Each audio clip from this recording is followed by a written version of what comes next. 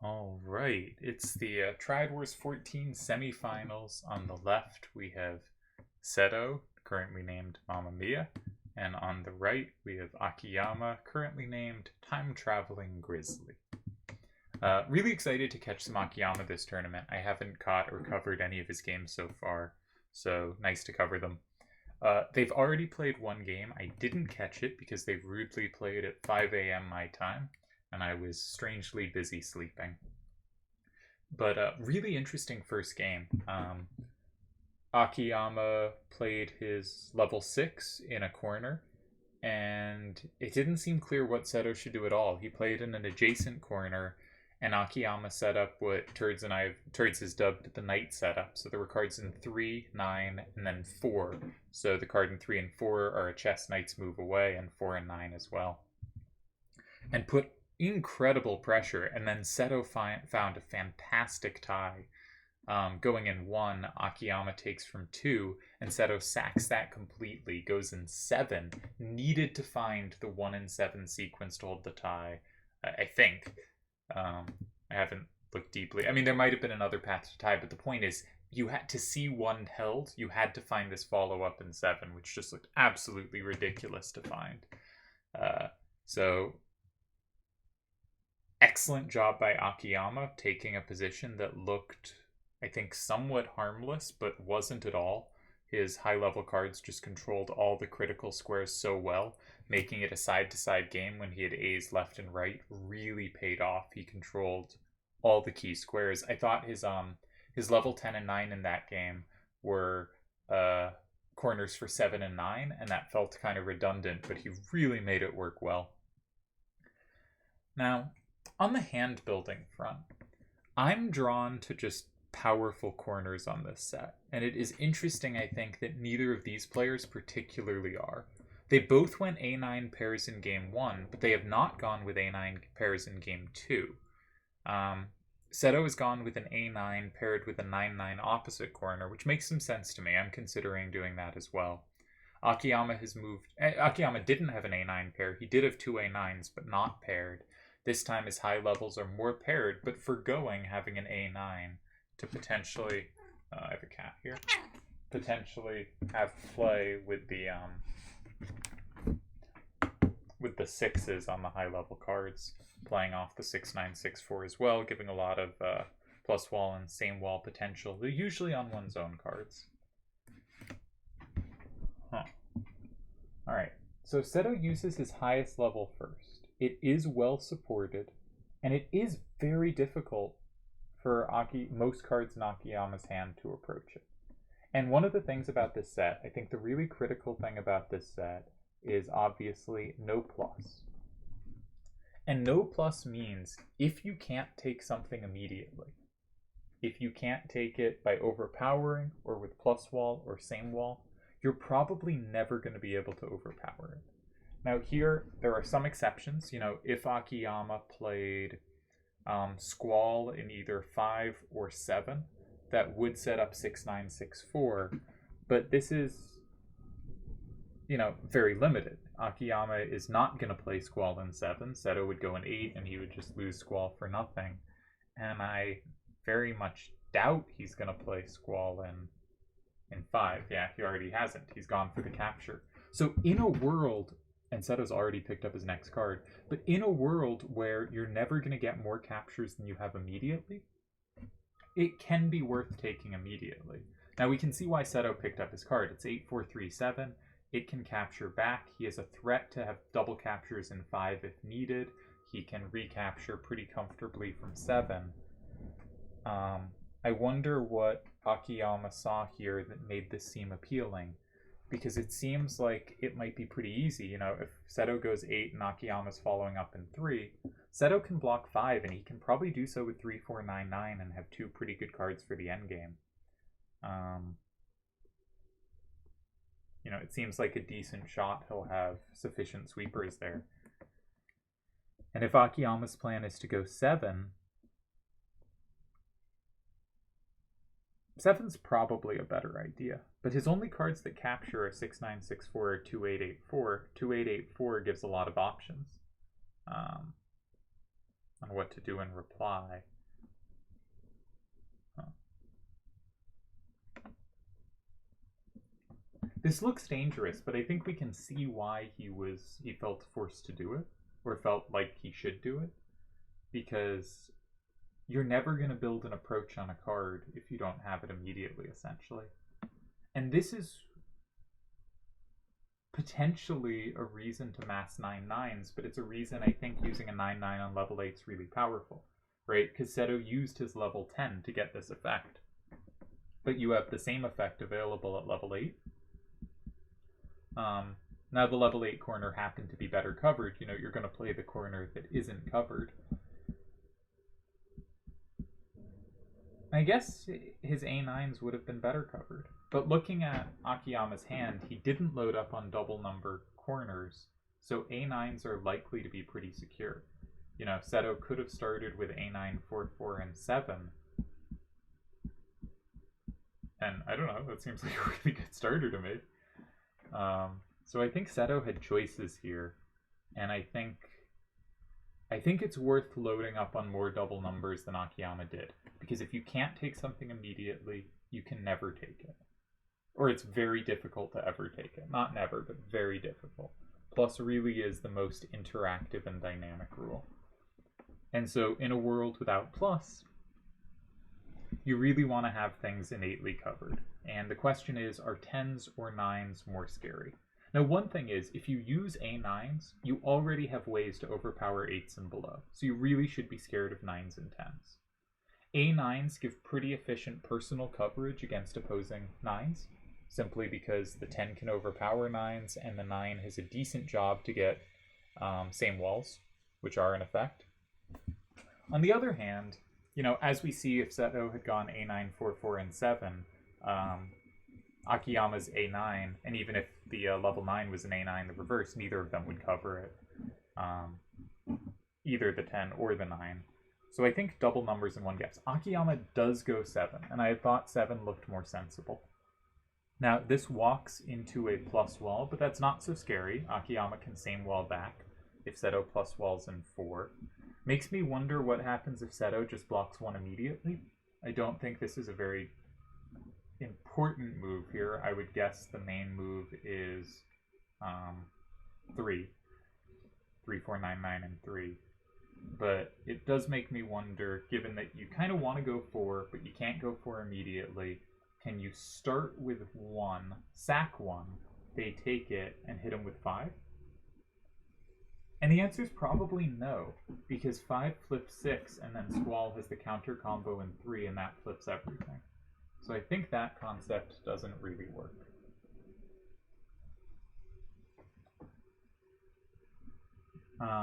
3, 4, 9, 9, and 4 is looks appealing until you notice, as I just did, that 2, 8, 8, 4, and 5 counters it hard. 6, 7, 8, 5, 4, 6, 7, 8, 4 is controlled in 4. The only capture in 5 is 3, 4, 9, 9, but that is again very susceptible to Squall in 3. So Akiyama might have done a really nice job with combo potential here. I've been talking about generalities more than like looking at the actual position, and that's partly because I'm mostly watching this thinking about what should I be doing on this rule set, rather than because I'm obviously much more invested in my result than theirs. And so I'm sort of thinking in terms of what concepts here are worth stealing, or do I need to be thinking about more broadly for when I play my match against Turds. So I think that counter combo in 3 is just really important, and the straightforward thing to do, though you do want to check everything.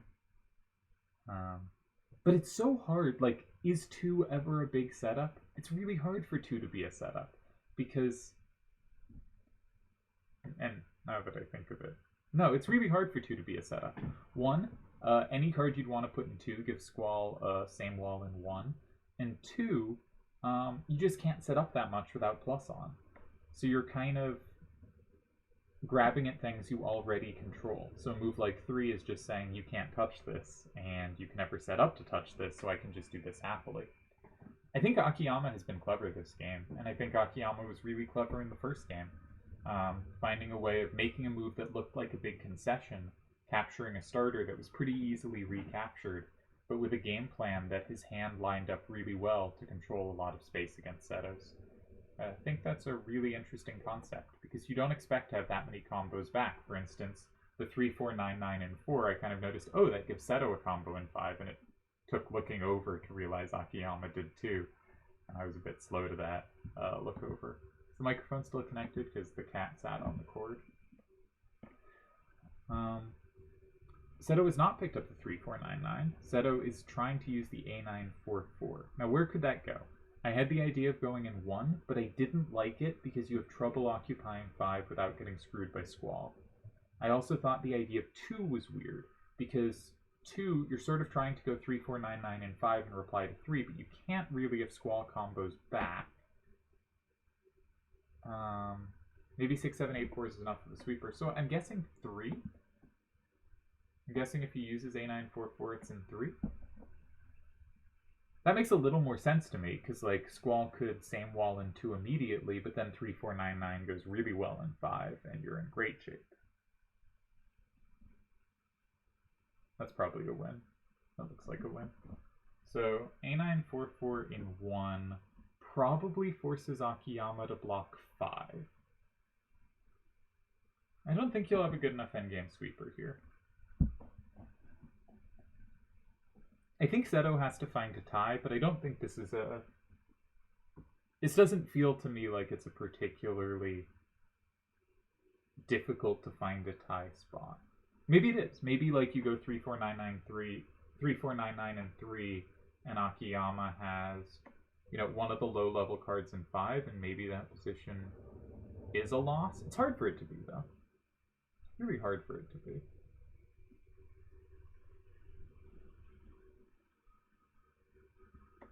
You're down 6-4, though. So maybe you do have to use A944. I'm not sure. I didn't calculate. And Akiyama is playing immediately in a tournament against a great opponent. Already picked up 7, 6, 4, 8. He is not taking his time here. If 7, 6, 4, 8 goes in 5... Now, importantly, keeping 3, 4, 9, 9 means you have a good move to put in 2, right? If 7, 6, 4, 8 goes in 5, you play 3, 4, 9, 9, and 2, you make it 5, 5, you have at least a tie. You only tie because 6, 7, 8, 4 doesn't cover Squall, but you do get your tie. Where else could 7, 6, 4, 8 go? If it took in 2, 3, 4, 9, 9, 5 is fine. And by fine, I mean winning. If it goes in 1, it seems weird. 6, 7, 8, 4 goes in 4. If it goes in 4, 3, 4, 9, 9, 5 looks good. Right, so it does seem likely that Seto has gotten a tie. I should start putting the game in my notes. But I think really impressive first 2 games from Akiyama, because the first game he was so close to winning. This game, not as close, but I think he was again ahead. I think his just immediate capture played really well here. Maybe Seto should have, instead of recapturing an 8, maybe 3, 4, 9, 9, and 3 immediately. Just saying, I'll grab this card, I will have threats in 5, I'll have threats in 8. But I feel like you're going to end up in a kind of similar L. But probably better. Because if Akiyama goes in 8, you'll have options of A9, 4, 4, and 7. So maybe you were supposed to play 3 instead of 8 here. And maybe then the pressure would have been a little more on Akiyama. Because here I think it was Seto that had to be precise. I'm not saying like any huge advantages here. It depends how many ties Seto had last turn. If there were a bunch of paths, then he was fine. But it felt kind of narrow. Felt kind of narrow. Like, I wanted, like, 3, 4, 9, 9, 5, Squall 3, 6, 7, 8, 4, and 4 to work, but I don't think it did.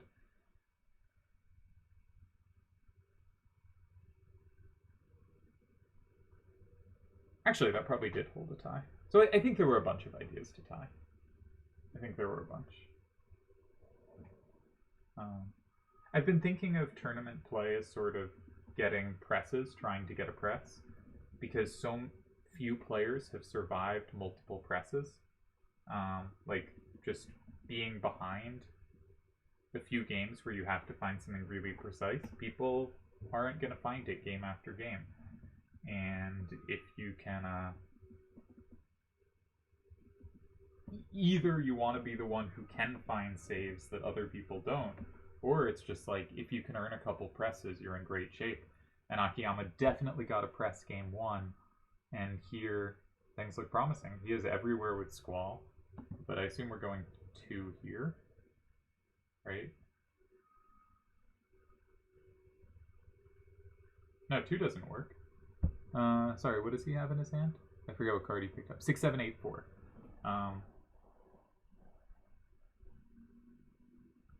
6, 7, 8, 4.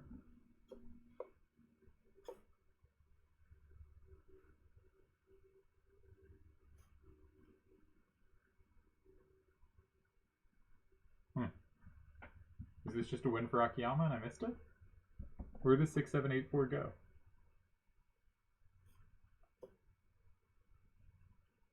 Six, 7, 8, 4, and 2 loses to Squall in 1. 6, 7, 8, 4, and 1 loses to Squall in 2. 6, 7, 8, 4, 4 loses to Silver Dragon in 2. 3, 4, 9, 9 in 2 loses to Squall in 4. 3, 4, 9, 9 in 1 loses to Squall in 4, I think. And 3, 4, 9, 9, and 4 loses to Silver Dragon again in 2, right? Was this just a win? I feel like I gave horrible analysis of this game because I did not calculate enough. I thought potential improvements for Seto were 3, 4, 9, 9, and 3 or 5, but honestly, this was a great conception of Akiyama's, realizing he didn't actually need particularly high numbers facing up because he had the hands so beautifully covered. And his counter combos in 3 really mattered in so many lines, where Seto would like to drop something in 5, but Squall in 3 hits hard. And Seto tried to block 3 with a card he wanted out of his hand. But, weird. I'm gonna bring up... Do I have a working solver for this rule set?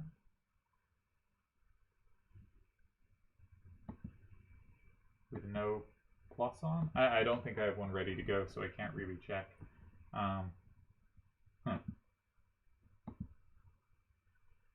Yeah, because one of the issues with my solver, and I thought we had a fix on this, but I'm not sure where it is it thinks same and same wall needs same, and plus wall needs plus. So if you take plus off but leave plus wall on, it will just remove plus wall as well.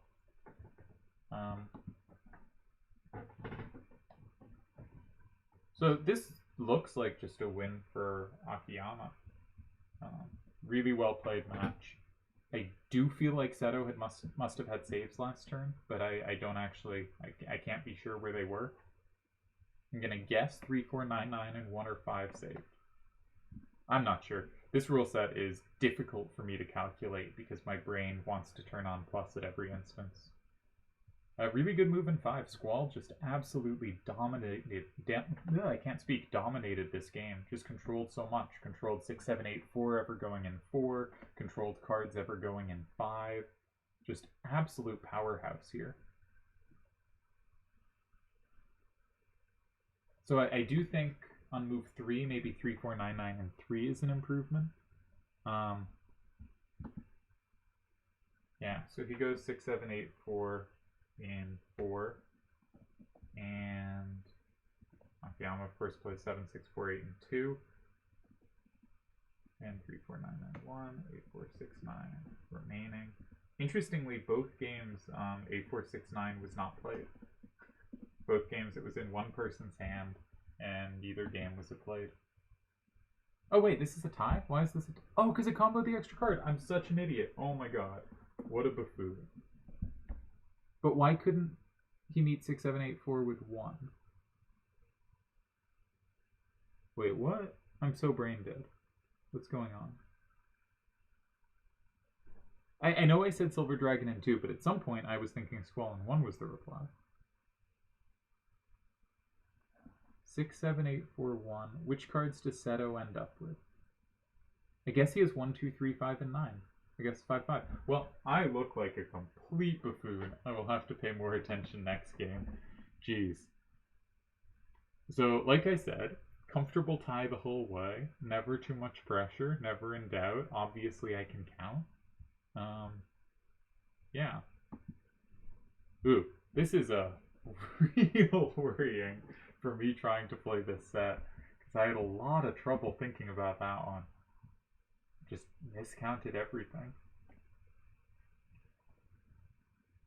Because 6, 7, 8, 4 in 4, I for some reason decided Silver Dragon also won, but of course it doesn't because 8 is flipped.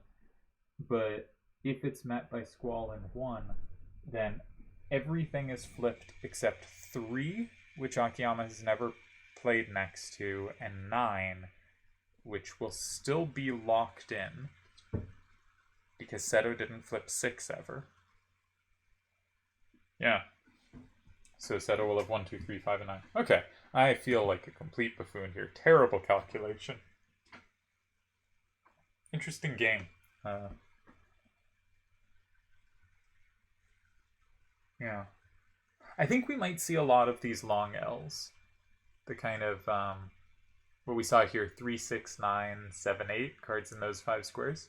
I think that's going to be a pretty common formation, because, like, one of the alternative lines I was thinking about of if the game had gone 9, 6, or 9, 6, 3, is Akiyama goes 8. I assume Seto's going 7 against a lot of moves there. And I think we're going to see a lot of the long L's here, because it's so easy for stuff poking out to have safety. It's really hard to set up against. I do not know if they're going to play another game, so what I'm going to do, I think they are, what I'm going to do is pause the recording, come back when they are, or end the recording if they're not, and see if I can get... No, you know what? I just need to analyze better. I'm not going to see if I can figure out how to get the thing working. We're gonna use our brains.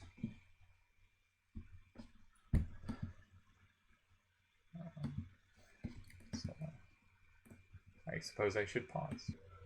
Alright, it seems the next game will be happening soon, but I was just thinking more about my my brain fart there of not seeing the tie. I think sort of two things happened. One is kind of the dismissing of a move that walks into a combo, but the other was because the combo got comboed back, I never counted the cards, right? I just sort of counted the combo as not existing, and by the time we got to that move in 4, I didn't realize that it comboed anything, because I just assumed it was counter comboed, and therefore the extra cards it flipped didn't matter. And that's an interesting brain fart, because it meant I totally miscounted. So I thought 7, 6, 4, 8, and 2 won. I didn't even think the counter combo was what won, because I had stopped thinking it comboed cards. And I sort of claimed after that I also thought that, but I was going back and forth. My brain is messier. You know how sometimes like people say, oh, I thought this, and oh, I thought that, and you're like, no, I heard you. You didn't think that. But maybe they sort of did and sort of didn't, and it was all a mess, and like they're wrong when they say that's like the thing I was thinking, but it's also true that that was a thing they were thinking. That was part of it. Anyway, I'm trying to figure out what my like big calculation blindness was there, because I think that's an interesting thing to identify in oneself. But I think, and I guess I can go back and listen to the tape, but I don't think it will show, because I think I just like stopped thinking that card comboed anything, because the combos felt irrelevant to the position and so immediately comboed back that it just wasn't part of my count. I think that's what was going on. Anyways, I'm gonna pause the video again while we wait for game 3 technically, but game 2 of this video to start. I guess also worth adding that clearly, and very much to his credit, Seto, did not have that move blanked out. He immediately picked up a card, and I checked it in each square and went, oh, that loses, I'm confused, right? But no one, I mean, obviously Akiyama plays at incredible speeds, but I think for pure calculation of endgame, Seto is just remarkably quick and just much faster than I am to see weird combos. Yeah, two great players here. This is a really interesting matchup. I should, I guess, talk a little more about the players. I haven't caught much of any of Akiyama in this tournament. He's given up a few ties. All right, that's not the game we're looking for, but seems to have just played very well. You know, nothing to possibly complain about. Smokes has had a rockier road. Oh, sorry, not Smokes. Seto has had a rockier road, but with more difficult opposition, like Delial and Smokes. Played a just fantastic match against Delial. Played a really messy one against Smokes. Made it through both. So the highs and lows of Seto's run are both more extreme than Akiyama's, which has seemed just steadily dominant. My rating system had an interesting effect. It thought Delial and Seto were the two best players in that half of the bracket, and Akiyama third. But because Delial and Seto are playing each other in round 2, they basically have each other's odds. So it thought Akiyama was the favorite to make the finals, due to them having to play each other. Despite thinking whichever of them played Akiyama in the semifinals, assuming, everyone got there, they would be slight favorite. Overall, it had him as favorite to make the finals. And also, interestingly, it thinks Seto is a little stronger in tournaments than Delial, but because Seto had a more difficult first round, playing Aesla, another winner in the first round, it had Deli as favorite there. So it had a whole bunch of spots where in a head-to-head matchup, it would pick one person, but in the actual bracket, it picked the other. I thought that made for an interesting bracket. And I'm curious what happens in the prediction contest. Last I heard, it was tied for the lead, was my bracket based entirely on ratings, which is cool to hear because it's nice to hear they're indicative. And we're back. All right, this is the hand Seto used in the first game. He's also, I believe, changed his name. He fell behind in the first game, and Akiyama has stolen Seto's last hand? Is that what we're seeing here? I think that's what we're seeing here. That's a kind of funny troll. And we're getting another first turn for Seto. I don't have a good instinct on first turn, second turn advantage this set. I think if you were a perfect second turn player, first turn would be under slightly more pressure. Like if you always found that just ideal response to their starter, whatever the best response was with your hand. But given like human practice, not, being perfect on second turn, my guess is first turn has a little advantage, but I really don't know. All right. 8-5-8-4 was what Seto played in 9 in response to Akiyama's starter in game 1. It also directs the game towards where Akiyama's weakest of his corners faces, right? Akiyama, using Seto's hand, as Seto is aware, I'm sure, has 2 cards for the 9 corner and 1 card for each other corner. So he's immediately saying, your cards aren't going to direct well towards the game. Also, your weakest corner is in 1, so your most relevant corner is going to be in 1. Also, potentially difficult for Akiyama to take it again, much like last game. Even though that's only a 4 to the left, this hand only has a 7 and 9 to the right, right? There's only 2 ways of capturing, interestingly, both with a 4 out facing, which was a serious problem for Seto in the last game, is Squall dominated those cards. It will be interesting to see if Squall dominates those cards again, having last turn. 3-4-9-9 is the only capture from 6. And I guess that could go a bunch of different ways. But one potentially appealing reply there is to play 6-4-6-7 and 3. Say, I lock in 6, and your only capture in 2, I have a same wall against. I also have a same against, because the only capture in 2 is A9-4-4, and that does give 4-9-A4 a same in 5. So this does look to me like it poses problems. There's always the question, do you have just a big corner play and reply? A944 is vulnerable to 6467, but there is a recapture. It does seem like maybe Seto would have a chance for a big setup there, though I'm not sure what it would be. 9982 probably doesn't have a great home this turn. 6784 in 1 is, I think, reasonable in the sense of like, oh, you posed me a problem, I can pose you a similar type of problem. You know, something that's just a little uncomfortable for you to take. Squall is your only real card that can ever approach it. And potentially that creates comparable difficulties. 3499 in 3. I'm not sure about. I think after A469 and 6, that one might be difficult to play. Maybe not. I'm not sure. I think there's a bunch of options here. One thing that doesn't pop out to me on this rule set is I'm like really skeptical of moves in 5 because like there's never that much to set up without plus, right? So like sure 3499 in 5 sets up a same in 6 or 6784 sets up a same in 8, but you're never really going to have all that good play in both squares.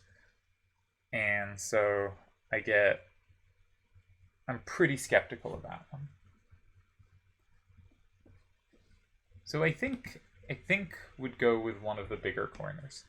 I have the feeling that adjacent corners tend to play pretty decently on this set. So I sort of feel like 1 looks the most appealing, but I'd be trying to figure out how to make 3 or 7 work.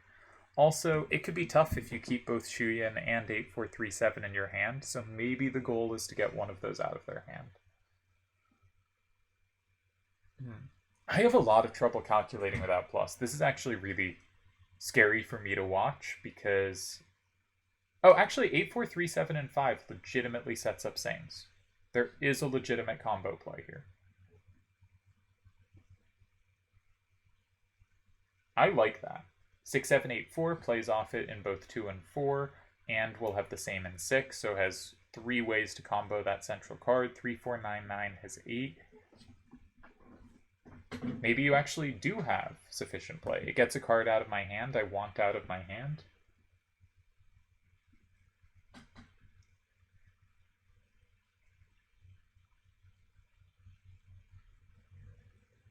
And it doesn't even give up safeties. Like Squall in 6 is not safe because you have the combo in 8. And maybe like they should walk into that, right? Maybe like you go 5, they go Squall 6. You go 3, 4, 9, 9, 8. They play like 6, 4, 6, 7, 3. They have a threat in 7. They're probably doing all right. There's no real side-to-side cards that can sweep you there. All right, so that's probably not so scary. But it does seem like a move. I feel like it's the kind of move Seto would make. I think Seto takes high synergy setups like that. Well, a Slash of Time would play a big corner. Okay, what is this?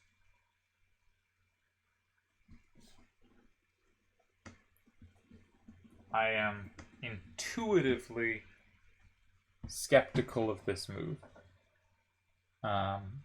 Once I saw there was a way to play 5 that didn't walk in, but I guess he wanted to keep 8437 to control 8469 going in 8. I guess that has to be the reasoning. That does make sense. If you're not thinking so much set up your own potential, but control where they want to go, this makes more sense because you have very good replies to 8, right? If Squall in 8, I think you go 7. If 6467 and 8, I think you go A944 and 7, right? You have good replies to them going in 8. Not that 8 is like the only instinct, but 8 is your combo square, so it makes sense to check what happens if they block it. It is fundamentally difficult for them to go 6 because you have the combo in 8. Now again, maybe Squall 6 is fine because, you know, you combo 8, they go 6, 4, 6, 7, and 3. Probably fine for them. So maybe Squall 6 is a good move here. And it kind of forces 8. So one of the reasons to like look at a move like Squall 6 is just like you have a chance to be able to just see to the end of the game. And it really seems to force 8, 4, 3, 7, and 8. You know, if A9, 4, 4, and 8, 8, 8, 7, 2 combos back in a way that looks really powerful. So Squall 6, 8, 4, 3, 7, 8. Some choices, but probably 6, 4, 6, 7 in 3.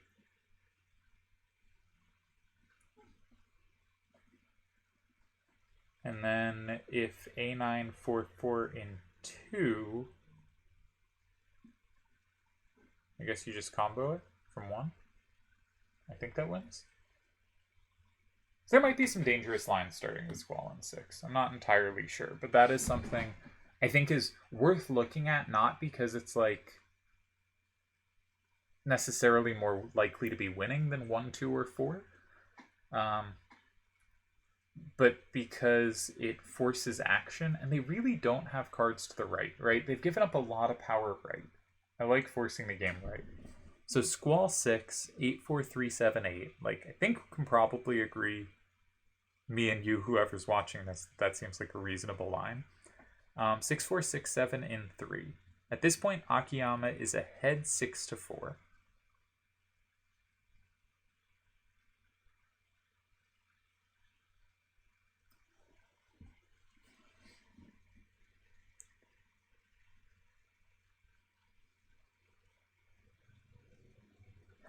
But A9442 is probably a tie, because it does make it 7-3. You can either delay the combo by going in 7, 6-4, but then Chuyin in 4 is a tie. Or you can take the combo immediately of 8-8-7-2 and 1. You make it 5-5, but again, I think Chuyin just takes you and you only take 1 card on the last turn. Alright, so I think Squall in 6 probably is like, let's make a tie move. There's also the question of after you go 3, can they go Salamander in 7? So maybe it isn't. Maybe I'm finding ways to lose. Maybe I'm finding ways to lose. But they have no right power at that point, so you can play like 4, 9, 8, 4, and 5, and they can't actually capture anything. So it's 5-5, they have no captures, and the question is, does 8-8-7-2 guarantee a capture? And the answer is no. That's a tie as well. Okay. So I spent a lot of time on a move that won't get played, but I think is practical to consider.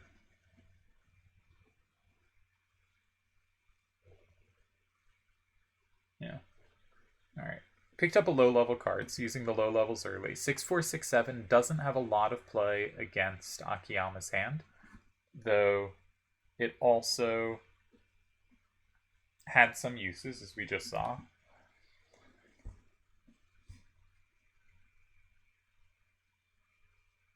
It's so interesting, like, Squall can feel so clunky here, right? Like, sometimes it'll land in 8 and just needs to recapture 9 and doesn't, right? But sometimes it'll land in 6, and in 6 it can take anything in either hand except 4, 9, 8, 4, and 3. And it can swing so wildly between, as can 9-2-8-9. 9-2-8-9 probably won't be a great card this game, but in a lot of the lines I looked at, it was the critical card to tie. He does block a key square. Okay, so he is, I mean the combo square. So my line of 6 was to force the combo square to be occupied. He goes for it. I was a little skeptical of this. But maybe it's better than I thought, because you never flipped 5. And so if you have combo play against 5, and Akiyama doesn't have combo play in 6. So for instance, A9, 4, 4 in 7 was kind of my assumed reply. But maybe 8-8-7-2 and 4 is just really good there. Probably isn't, though. Probably isn't. But A9-4-4 gives up all right power, so maybe you're getting a similar thing. If A9-4-4 in 7, maybe you're just playing in 6, like Squall 6 or something. I'm just saying it's 5-5. I think I'm in pretty good shape. I can take anything you put in 4. I can't take Shuyin in 3. But that locks in more cards for me, not for you. Alright, he's picked up 3, 4, 9, 9, so presumably going in 6, I guess?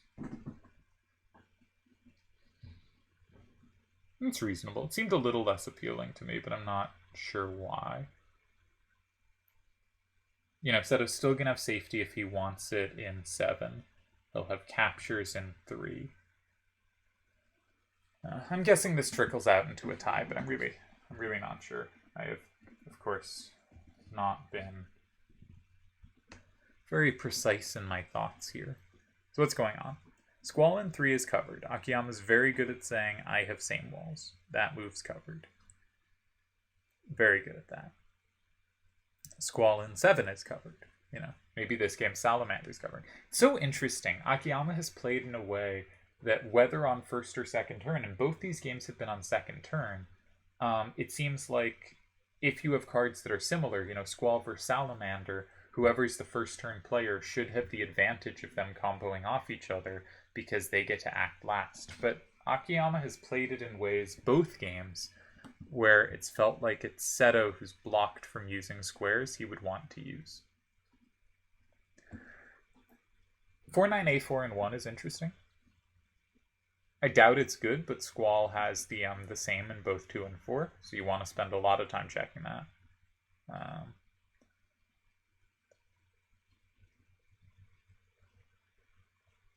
Actually,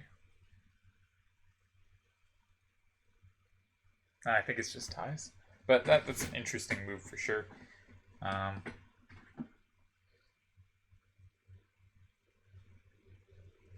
Might be more than ties. No, okay. So I think 1 doesn't work. Probably be thinking mostly about 3 or 7. So if 8, 8, 7, 2, and 7 say take the safety, you're down 6-4. What happens? If anything in 4, you take it with 4-9-A-4 and you can't lose there, and you do win. So 4 loses. If they go 3, their safety is Shuyin in 3.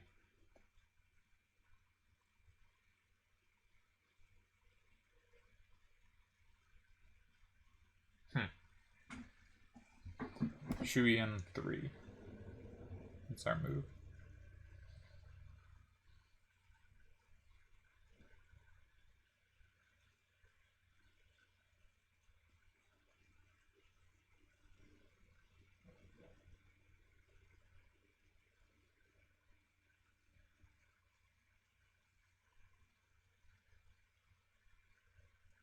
Huh, weirdly tricky.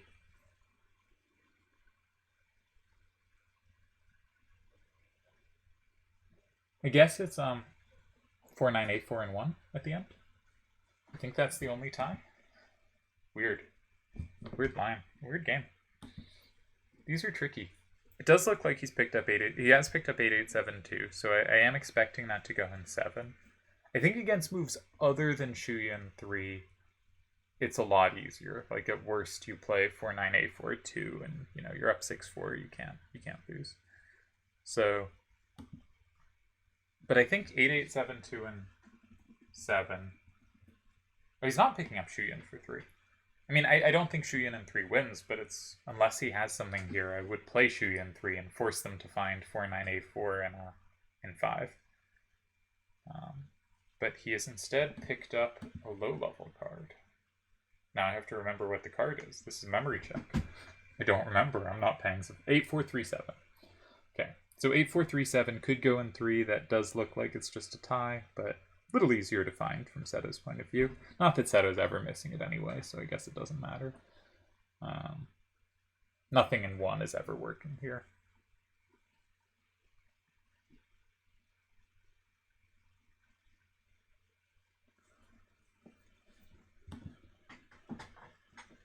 Okay, put back 8-4-3-7.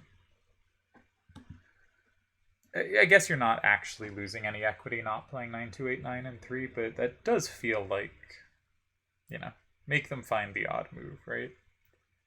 Because unless I'm calculating horribly wrong again, which is very possible, 9, 2, 8, 9, and 3, if Squall in 4, you can take it with A9, 4, 4, and you win, because they only have one capture in 2.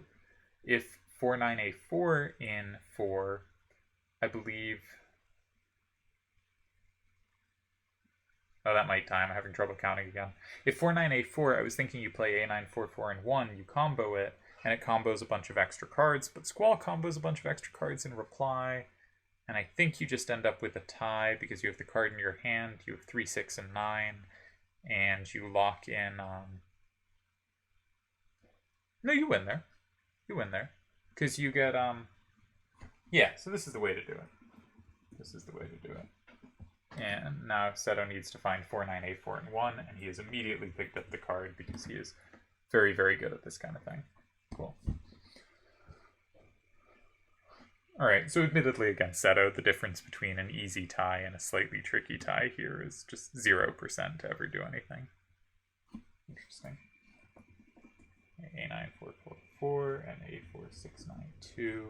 First game where Squall hasn't been left over. And we have our third tie of the match. Huh.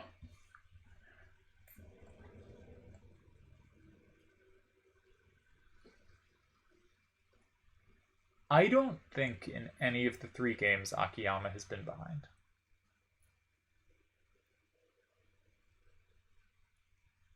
I expected him to be in this one after 6, 7, 8, 4, and 5. But I actually didn't see a way to put him behind or anything. I think my idea of Squall 6, unless I miscalculated something, basically leads to lines like the game, where he finds, one good move, and then it's me that has to be a little careful. Huh. Interesting stuff.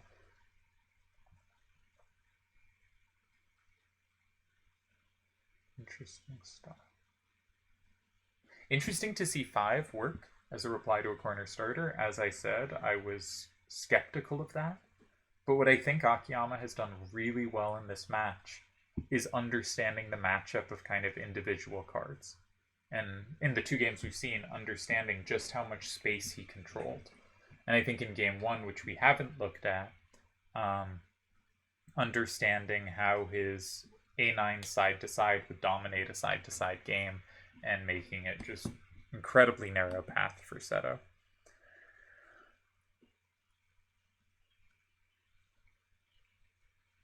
Really weird set, though.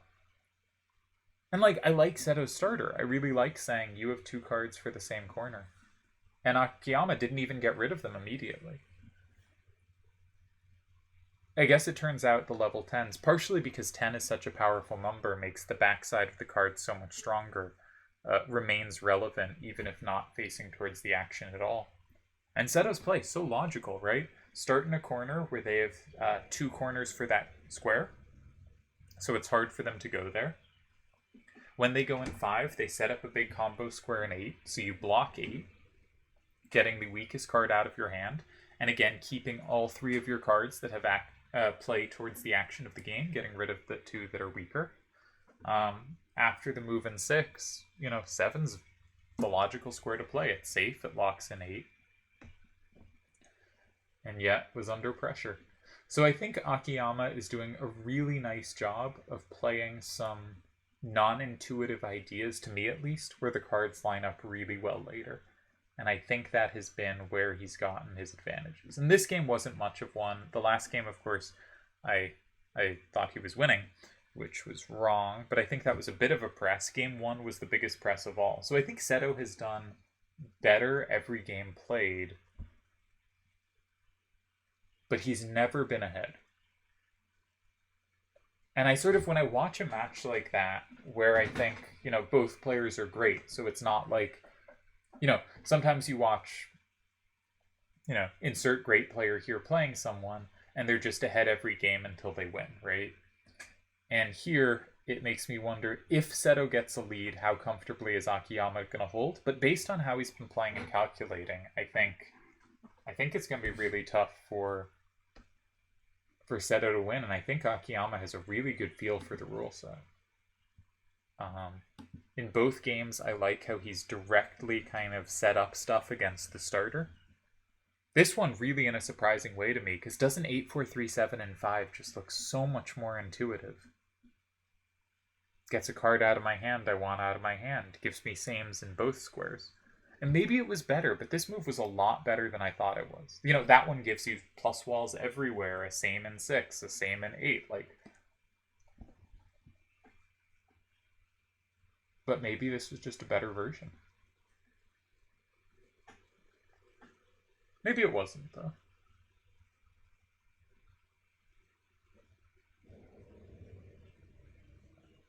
Hard to tell. Very interesting games. Alright, and we're on to game number 4. And first turn is Akiyama's. This is his second first turn of the match. His first turn was when he was closest to winning. I came into this match certainly thinking Seto was favored. I am now thinking, you know, how much do you swing based on the games you've seen versus kind of who you believe's the better player? And, you know, does your opinion of who's the better player change? And it doesn't have to, because it can easily be a rule set clicks better for one player than for another. So Seto has, similarly to the Shuyin plus 49A4 idea, gone with another A9 4 plus 9 idea. Neither of these players are very concerned with double numbers next to each other. They're both kind of conceding ground to the A9s, not really fighting them. 6-5-6-6 does a little. It does actually a fair bit, but also that's a card you're often going to use quickly. Game 1 of this match, Akiyama used this hand and started with 6-5-6-6 and 3. And here 6-5-6-6 doesn't line up very well, right?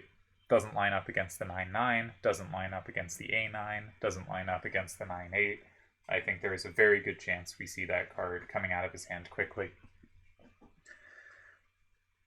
But I do think it's interesting, they're kind of... like, they're not playing the hands I would, like, think Aesila would use, for instance. I think Aesila makes very kind of professional hands, tend to have a chunk of symmetricality, tends to load up on power cards that are well chosen to plus wall or same wall the key things on the set. And these cards seem a little less excited to, you know. Akiyama has 2 A9 corners, that seems very strong. Interestingly, not opposites, right? And so the hand has a good deal more power in some directions than others. You know, if the 6-5-6-6 comes out of the hand first, which it probably will, then you basically have no coverage of opposing 10s, besides ones you can set up with synergy, and without plus on, synergy is difficult. Seto at the same time is also thoroughly disinterested in double numbers. You know, has gone completely for 1 gaps and 2 gaps. Stuff that's going to play nicely against 9s and 8s, but 10s are going to have a pretty free time against, especially with plus off. Probably cards I'm going to try to avoid in my games, to be honest. But also, they're the kind of cards I think Seto chooses and handles really nicely. We should check, is there good coverage of the A9 corners? Obviously, 9-7-1A has a really solid matchup against 3-9-9-8. You know, anywhere along those walls, the 9 and the A can either same wall or plus wall, while the 3-9-9-8 can only hit back on specific configurations, right? And the 8 means it gets an extra way it can hit back. Of course, on the weak sides of those cards, the 3-9-9-8 dominates, but I do think that's less important. 9-7-1A and 1-9-8-7 are an interesting pair. I didn't think about pairs like that. I'm more invested in loading up on double numbers. But that's actually a weakness of mine, I think, is I think figuring out what you want to be able to target with plus walls and same walls is really important to figuring out what the best cards will be. But I often so commit to making sure nothing specific will screw me that my hand in the end is kind of nonsense cards just to cover potential weaknesses, of which, you know, of the 4 things I'm scared of, like, ooh, they might have an AA corner for 4 corners, none of them happen, and suddenly my hand looks stupid. So I do think I can overshoot in that direction, trying to be better about that. I have not spent any time covering moves, so let's look how the A9 corners look. 9-7-1A. there is some coverage of both ways. Akiyama only has 6, Seto only has 8. Seto can set up to have both, though, with a move like 8-7, 3-4, and 3. And actually, that looks pretty powerful to me. 9A5-2 is also covered one way by Seto and both ways by Akiyama. But I think if that's the case, well, we might end up in a situation like the first game where, you know, Seto played a starter and Akiyama went, there's only one way I'm ever going to take that, and you're just going to block it next turn, so I should take it before you block. It might be one of those things of, like, if Akiyama plays 9A5-2 and 7, Seto takes with 3-9-9-8 from 4, and Akiyama's like, cool, I go 1 or I go 8, you know, something. 7-5-8-5.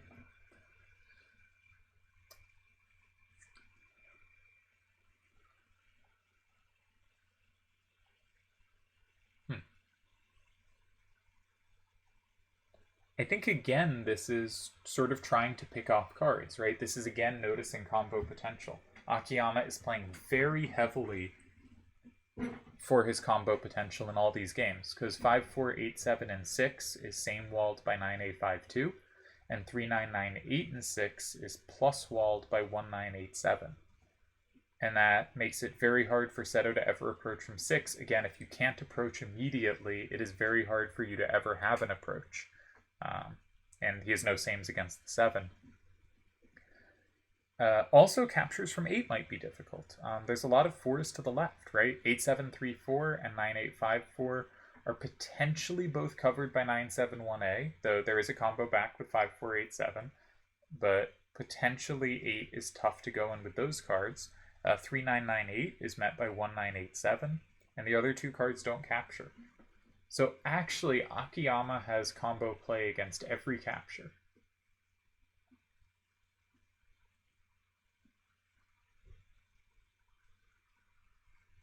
I don't know. I kind of like... I feel like Akiyama is finding ways to exert pressure just every game, and it doesn't matter what the cards are.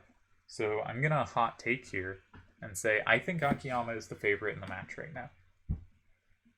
And I also am really glad I'm not playing him on this set. I'm also glad I'm not playing Seto on this set. And I am upset I am playing turds on this set, because I don't think this is the set for me. But that's fine. Alright, Seto takes immediately. Again, we see I'm never going to be able to build anything here, so I'm going to get rid of it. And specifically getting rid of it from the angle where Akiyama does not immediately have the combo back, because 9-7-1A is controlled both ways. On second thoughts, I really like this move from Seto. I'm back in the Seto camp. Akiyama, it looks difficult here to avoid losing a lot of power. I think this was a great move. I think capturing starters is proving really effective here, right? 9A5-2 and 9-7-1A, either in 7, are really difficult moves to make. Either 3-9-9-8 or 5-4-8-7. The thing is, like, 5-4-8-7 I think is the more likely card, but you have to check both, and that makes it really hard. If you use 1-9-8-7, you've lost so much of your down power, and Seto has lots of L's he can set up. If you go 6, your only capture is 1-9-8-7, and then you've lost all your downs. I think it's really easy for Seto to go in 7 after and have a free press. I also, when I beat Akiyama in Nephilim, a similar start happened where I took a corner, and he ended up going in 4 in an equivalent situation. The cards were in 1 and 4, and he went in 8. But like if we rotate, you know, you end up with, he went for a move in 4 that was going for combo potential. So I know he's susceptible to do things like that, but here there's no move really that does so. I kind of feel like 6-5, 6-6 in 7 makes some sense, but actually that's a card you may want to hold on to. But you just don't have a card you want to use here. If you can calculate out one of the high levels in 7 and you see you hold, for instance, if 9-7-1A and 7, if they take with 3-9-9-8, maybe you just play 9-A-5-2 and 1, and at least you have 2 safe cards. And if you play, if they play 5, 4, 8, 7, and 4, maybe you spot something and you're fine there. But that looks really scary. 6, 5, 6, 6, and 7. At least you get 8. And you still have your 1, 9, 8, 7, your only down power. That looks like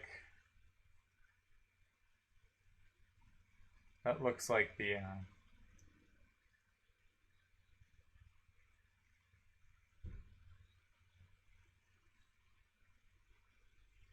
yeah. That looks like the move to try, but how did we get into this situation from Akiyama? Right, I did like the starter. I should note.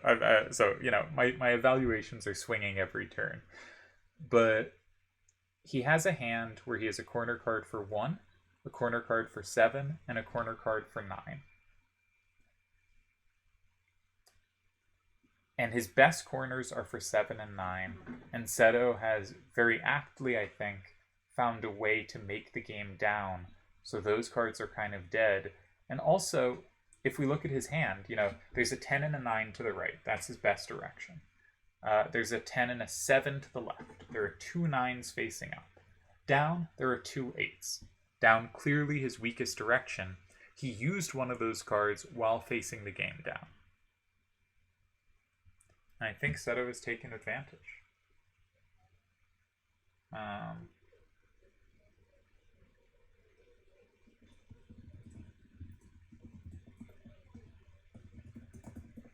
Sorry, just responding to messages.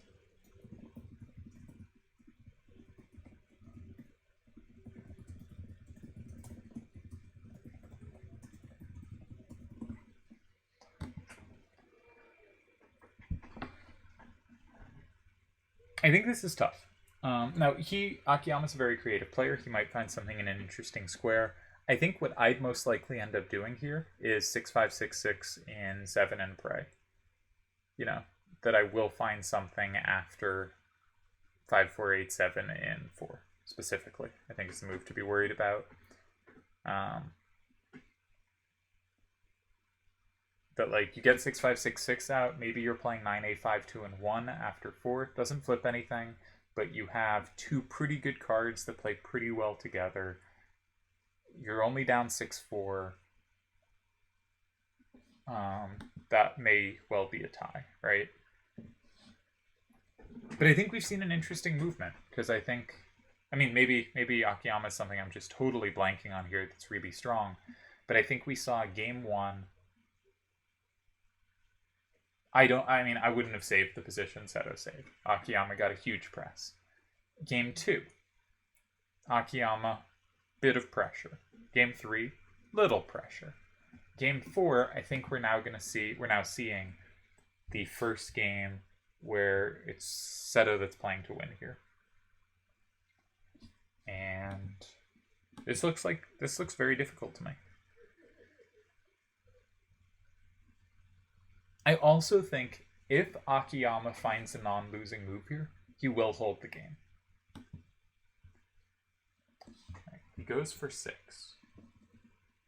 Not my idea to save, but that, of course, does not say it's not a good one.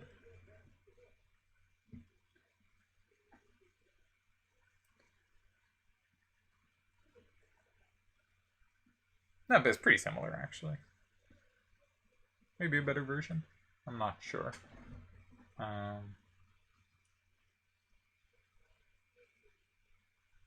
Maybe this is just good enough. Again, double numbers would help. You know, were there any lines in this game where the 5, 4, 8, 7 wouldn't have rather have been a 5, 5, 8, 7? I'm not sure. And if it was, it would cover things in 3. Oh, I should have that muted. Sorry. Making Discord sounds over there. So, okay. Let's say 8, 7, 3, 4 in 7. That looks natural. 9, 7, 1A in 3. It is 5, 5. And I don't think Seto can have a win there.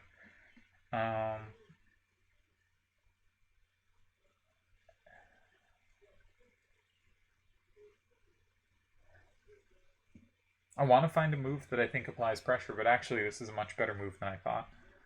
Oh, I'm really having a tough time this set. Apologies for the suspicious analysis.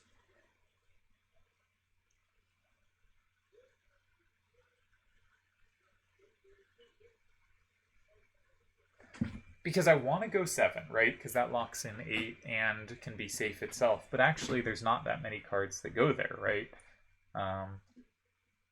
Any card but 8, 7, 3, 4 is not safe. And the other cards feel like they're making concessions, right?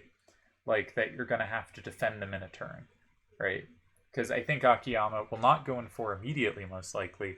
He's going to go in 3. 3 is going to be safe. And 2 is going to be hard to attack.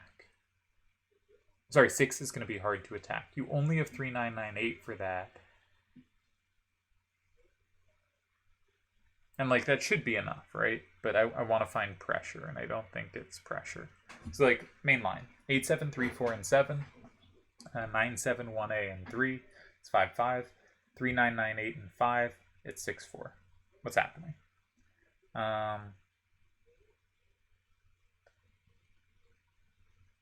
6, 5, 6, 6, and 2 is a tie. We can't actually take anything. We gave up all our right power. 9A, 5, 2, and 2 is not a tie. That would be a terrible move. 6, 5, 6, 6 in 4 is not a tie. We go 1. 9, 8, 5, 2, and 4 is not a tie. You go 2. I don't think 1 can win. So I think that's ties.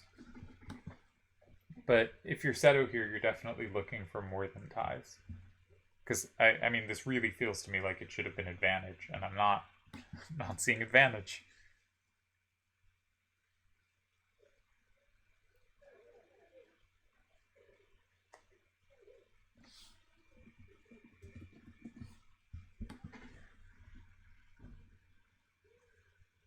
So I guess once again, this felt like Seto found a really smart way to attack the starter, but I think Akiyama neutralized it. And that's really scary because Akiyama has found ways to pressure I didn't expect, and when it looked like Seto had them, Akiyama handles it. I feel like all I've done this video has been like, wow, Akiyama playing awesome, but like I think that's the case. And this is not to say Seto isn't playing well too. Because when you're facing someone playing awesome and you don't lose, you have to be doing good things.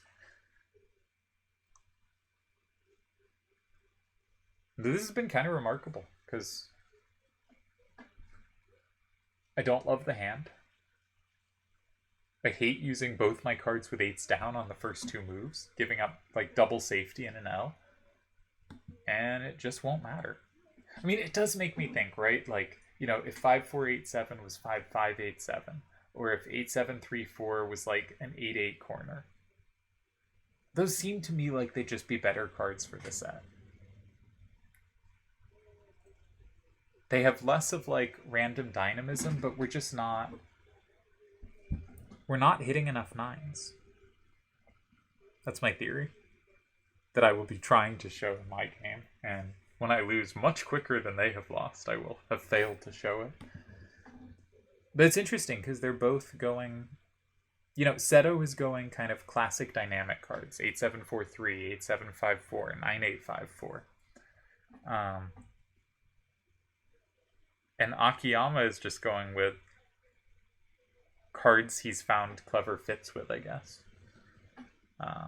Harder for me to see a pattern there, but he's handling it so well that, like, can't be complaining.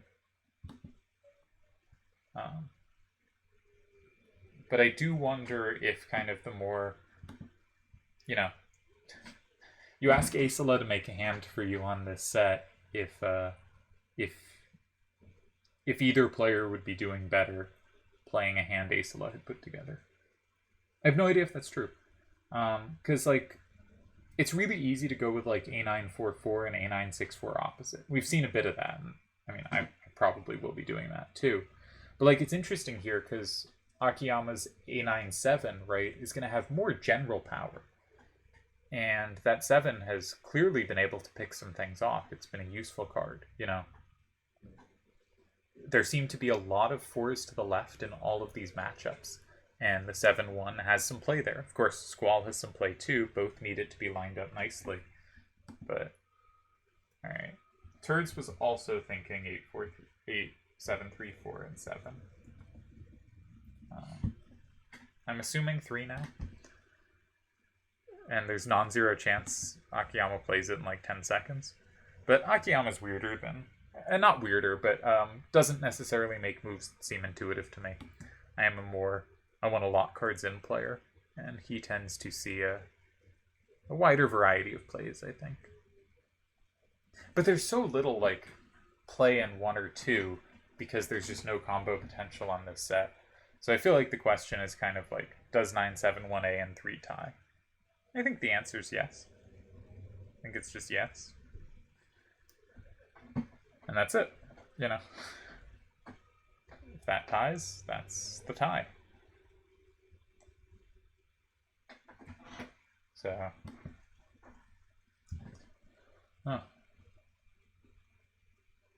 really well played game, but one of those games where, like, let's say this was the best reply possible to Akiyama starter, which I think is very possible. If that's the case, then think of how well Akiyama starter would play against other moves, which is why I was excited by it. And then Seto plays what may have been the best reply to the starter, or if not best, then very close. Was there a reason actually to do it with 9-8-5-4 instead of 8-7-3-4?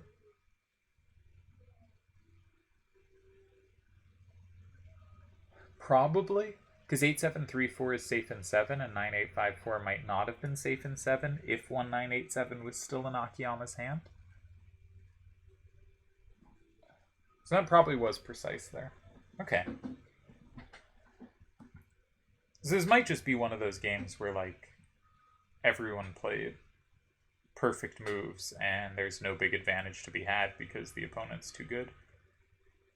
But I think my main line is 9-7-1A and 3, 3-9-8-8, 3-9-9-8 and 5, 6-4 Seto, and then Akiyama can play 6-5-6-6 in 2. Or 9-8-5-2 and 2, I guess that works as well. No, it doesn't. 6-5-6-6 and 2. Yeah. Makes it 5-5. There's no captures, but your 9-8-5-2 does not sweep.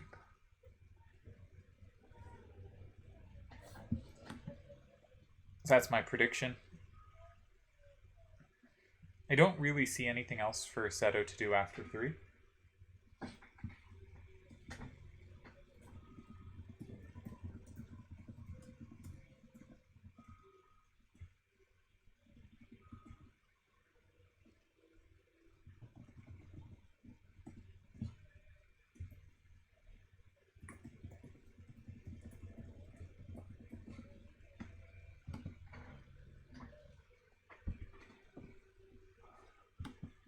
So that's my prediction. 9-7-1A has been picked up. It's just so hard, like, if there's not the tools already on the board to do other things, you can't really create them without plus. So I could imagine it being a, like, high inertia rule set, where, like, if you fall behind early in the game, it might be really difficult to recover, just because, like, it might not even be like, let's say you're playing a rule set with plus and a rule set without plus, and you make an early losing move. It might be much harder for them to find that conclusion with plus on than with plus off, because with plus on, you have so much more room to complicate. I'm not sure. I think this is a really good match, and the matches I get excited about are ones where I can, like, steal the game plans and the ideas. But I think this is just, like, complex, well played, and that means there's not stuff for me to steal, because anything this complex. You know, I'm playing complex stuff. I will have to figure it out for myself. It'll all be discrete and different. But I think it has been a very well played match so far. And yeah, I have switched from Seto as the favorite to I now think Akiyama is somewhat favorite. Which is a real surprise to me because how often do you ever pick against Seto?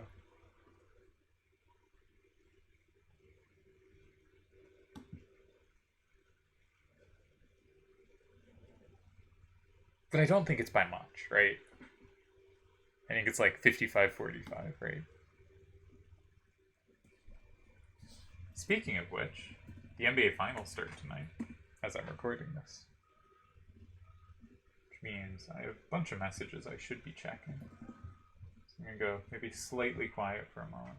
Finals start in 3 hours. Let's go Celtics. If you support the Warriors, you should feel bad.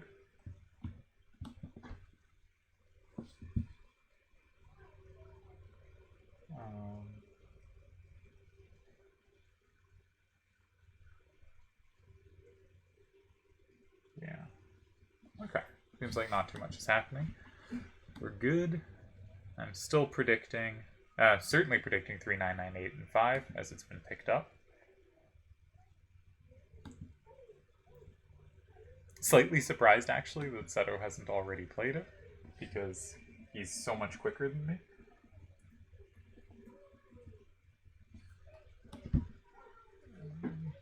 And I am now predicting 6, 5, 6, 6, and 2. Really easy to run out of directional strength, right? We've seen a bunch of games where someone is left with just like 4s facing to the right. Actually, that's been the exact one we've seen like every game, is just completely running out of right power. And so that is an argument for using tri-directional cards like what Akiyama is doing, 971A, 1987, 6566 sort of counts depending how the game goes. 7585 is not such a committed corner, so we'll sort of should always find some use as long as it has the power to hit things, because it's not, you know, a corner that ends up blanking the relevant direction of the game. Yeah, we do see 6, 5, 6, 6, and 2, so I did call the concluding line. A4, 2, 9, 4. And 9, 8, 5, 2, 1 with 5, 4, 8, 7 left over. I missed a move in my right up. 9, 8, 6, 7. I missed 3. 9, 7, 1, 8, 3. And we have our 4th tie of the match.